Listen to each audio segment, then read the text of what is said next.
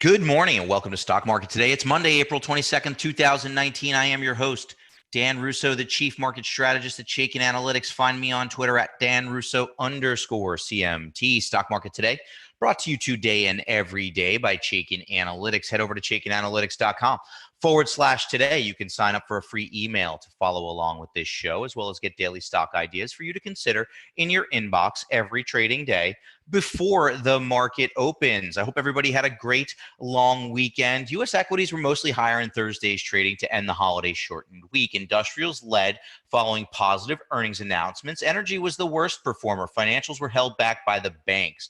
Treasuries were mostly firmer with the curve flattening. The dollar saw good gains against the euro, but was slightly weaker against the yen. Gold finished slightly lower and oil was better, with WTI settling up 30 basis points. Your outperformers, industrials, REITs, and tech.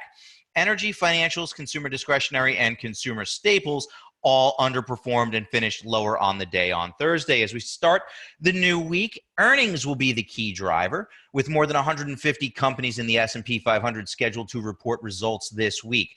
Futures this morning are down 20 basis points after a mixed week last week. Asian equities were mostly lower overnight. Several markets were closed for a holiday, but China did come under pressure, falling more than 1.5%. Most of Europe is closed for a holiday here this morning. Treasuries are stronger at the front end, but a bit weaker further out on the curve. The dollar is little changed. Gold is up 40 basis points, and WTI crude is up over 2% to start the new week. And as we get in here, I'm calling it a pause in the uptrend. We've been talking about it, relatively a flat week for the S&P 500 last week as we've churned here. Now, we've been highlighting 2,900 to 2,940 as a resistance zone. Support does come into play near 2,850 and then in the 2,800 to 2,815 zone. RSI remains in bullish ranges, but it is fading. We can see that here.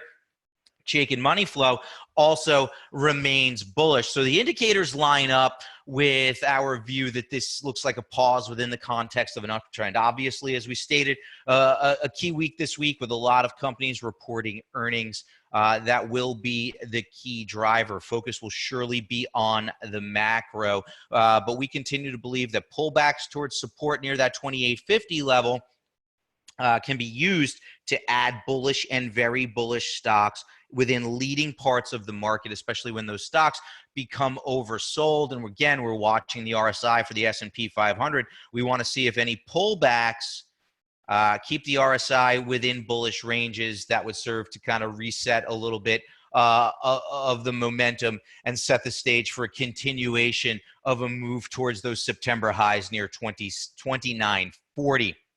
That does remain our base case. But again, a busy week this week with earnings announcements. Now, your market in a minute. What am I talking about in my note to Chaikin Analytics clients today? Stocks pause as the S&P 500 is overbought at resistance. We've touched on that throughout last week and now again here this week. Small caps resume their trend of underperformance. As we said, earnings will be the key driver as more than 150 companies are set to report this week. The 10-year yield reached resistance at 2.6% and is beginning to fade. And as we mentioned, futures do point to a slightly lower open here today. Now, the power bars for the major indices, let's take a look at how they closed out last week. All relatively, the major indexes anyway, remaining skewed to the positive side. The Dow, 8 bulls to 2 bears. S&P 500, Dow was a nice outperformer on Thursday. S&P 500, 127 bullish stocks, 52 bearish or very bearish stocks. NASDAQ, slight underperformer, 24 bulls to 10 bears. Small caps finished lower on the day on Thursday. As we said, we'll take a look at that relative chart here in a little while.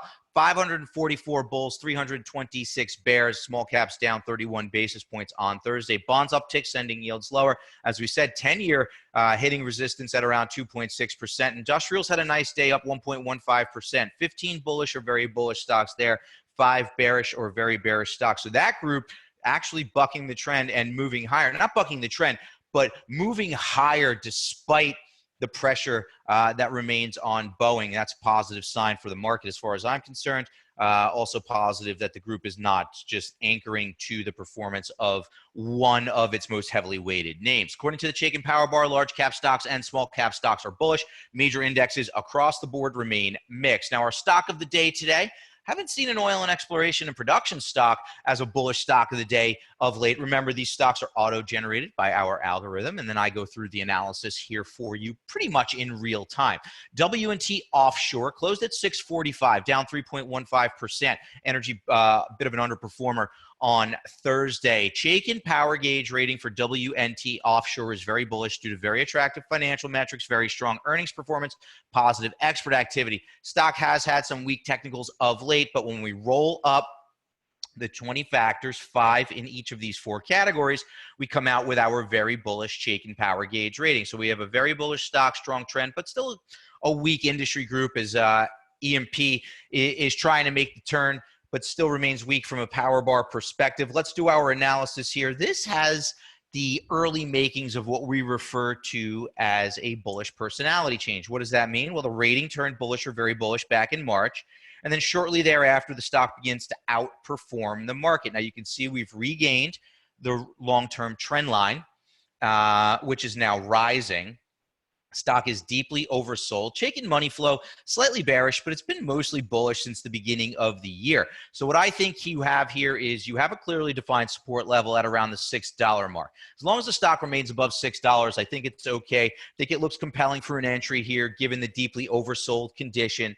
This shift now to outperformance with the bullish rating, market and model in agreement, dynamic duo in gear. I think as long as the stock is above $6, it does look compelling for a trade to the long side. Now, I realize this is a low-price stock. It's not for everyone. But again, stock is auto-generated. I'll walk through the analysis for you in real time, and I think the risk-reward is compelling here for an entry to the long side. Take a look at WTI, W&T Offshore here today. Now, our sector tracker, looking at the movement of the major sectors over the last 5 days. We've talked about industrials. They've been holding up well. It's a group that we've liked as it's held above support despite the weakness in Boeing. Top of the list over the past 5 trading days. Financials have done well as yields have backed up towards 2.6% for the 10-year. We'll see now what happens to financials if yields start to fade from that resistance zone. Tech rounds out the top 3. We like to see tech as an outperformer. It's the largest weight in the S&P 500. Staples have been doing well,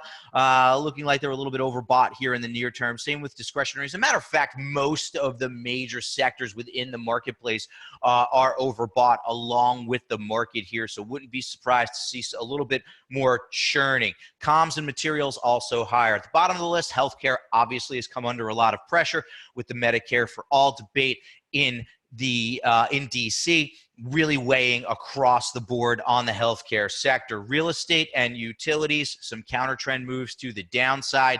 We'll look to see if support holds. We'll look to see if they can resume their uptrends if the 10-year yield continues to fade from resistance. And energy really surprises me that it's underperforming with crude as strong as it has been, but those are the facts as we see them. We don't trade what we want to happen. We trade what is happening, and energy still continues to struggle. Now, our industry in focus today, innovative technology services, which over the past 6 months has outperformed the S&P 500 by 11.6%. Remember, one of our key themes is favoring growth over value, and innovative tech certainly falls into that growth bucket. Power bar ratio, which measures future potential, is more bullish than bearish. 25 bullish or very bullish stocks, 15 bearish or very bearish stocks. That earns the group a rank of 11 of the 21 subsectors. So middle of the road here from a power bar perspective. Some of the indicative names within the group with very bullish Chaikin Power Gauge ratings: Insight Enterprises, ticker symbol NSIT, Symantec, SYMC, and Yandex, YNDX, all have very bullish Chaikin Power Gauge ratings, and we're going to take a look at Insight here today. Insight is a very bullish stock with a strong trend, strong industry group. Type of name we want to consider on the long side of the portfolio.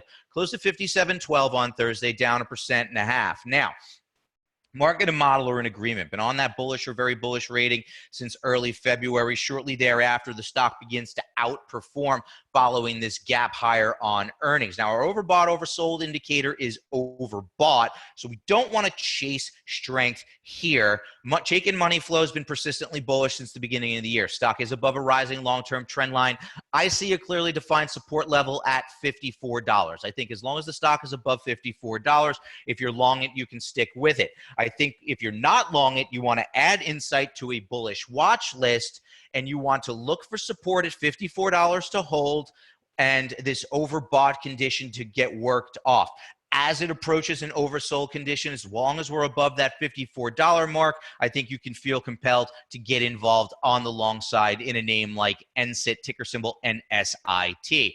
Trending names now, Thursday's S&P 500 gainers and losers. URI up on earnings by 8%. SNA 6.5% following their earnings announcement. UNP, their earnings sent the stock higher by about 4.4%. Honeywell up on earnings, 3.75%. And Constellation talks of an agreement with Canopy, sent that stock higher by 3.77%. On the loser side of the board, Genuine Parts, GPC, down 6.3% following their earnings. Mattel, recall of one of their toys, sent that stock lower by about 4.4%. Schlumberger down on earnings by nearly 4%. Cabot, oil and gas, not much news there. And Newmont down 3%, plus as they announced that their deal with Goldcorp has closed. Now let's dive in. Let's look at some of the trends that we're talking about here today. Small caps underperformance resumes. Here's the IWM relative to the SPY. It's the Russell 2000 relative to the S&P 500. So we'll look at how small caps are performing relative to the broader market. Now we've been in a downtrend since June. I've tried to stabilize here, and this trend in the near term has resumed to the downside here today. Ratio is below a declining 200-day moving average, so the trend is clearly lower. RSI is stuck in bearish ranges. Notice the recent rally could not get above 50. So despite the initial bump to start the year, which induced an overbought condition, we now haven't been able to regain those overbought conditions. On an absolute basis, IWM is nearing resistance at the 157 to 160 level. I continue to favor large caps over small caps. We continue to favor large cap growth over value. Just looking for a stabilization here in the small cap ratio. Now, we could see it. We could see support hold on a relative basis, but right now we're not going to front that. We're going to wait for signs of a stabilization, maybe see a retest here that produces a positive divergence. That would get us a little bit more excited, but here and now, not inclined to really weight a portfolio heavily towards small cap stocks given this trend since the June and July timeframe. Here's the 10-year yield. It reaches resistance at the 2.6 level. We've been talking about it for quite some time. Below the 50-day moving average, which is declining, below the 200-day moving average, which is declining. Can clearly see resistance here at 2.6%. Now, support comes into play at the 2.35, 2.4% area, and I do think that that support level is going to be tested. Why do I think that? Because of momentum. Notice that during consolidations and rally attempts, momentum cannot get out of bearish ranges. This recent rally attempt didn't even get to an RSI reading of a 60, now beginning to turn lower after that oversold condition back here in late March, early April timeframe. I do think the path of least resistance for the 10-year yield continues to be lower. Resistance clearly in play at 2.6%. Something to keep in mind. Should yields continue to move lower, you want to look at your bond proxies, real estate, and utilities in particular, as they are testing and thus far holding above support. Now, commodities, on the other hand, are trying to transition to an uptrend. Here's the Invesco DB Commodity Index Tracking Fund. Ticker symbol is DBC. You can see it is above the rising 50-day moving average, but struggling with resistance at the 200-day moving average at the 16.5 level. But what's interesting to me is, unlike the yields, here, we've seen momentum hold within bearish ranges. To me, this increases the odds that this recent uptrend, really since the start of 2019, is likely to continue. Keep an eye on the commodity levered stocks. Now, oil does look overbought here in the near term, but commodity leverage stocks could do okay. Keep an eye on DBC as you read there. And Smucker looks like a compelling name on the long side, SJM. As long as it holds above $115, we have a bullish stock outperforming the market. My bullish stock of the day in Chaikin Analytics today. So that's going to wrap it up. Welcome back to the week. I'll see you back here tomorrow.